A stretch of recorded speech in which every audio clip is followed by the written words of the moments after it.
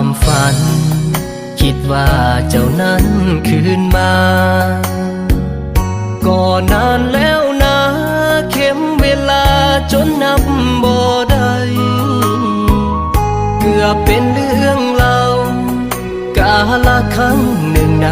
ใจแต่บ่เคยเปลี่ยนไปยังอยู่ในใจเรื่อยมา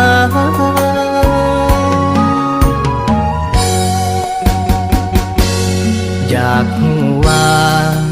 ตอนนี้น้องอยู่กับใครมีแล้วบ่คนหูใจเป็นจังใดคือบ่เห็นหน้านั่งเมื่อใจลอย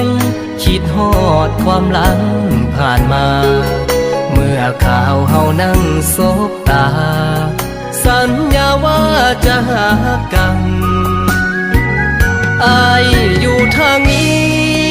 ยังคิดฮอดทุกเวลาแน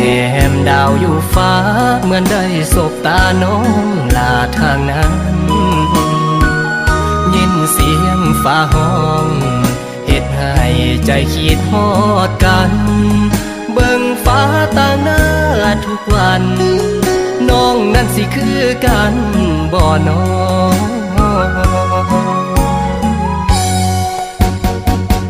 ก้อนเมฆสีเทาโฮมกันเข้าปิดดาวดวงนั้น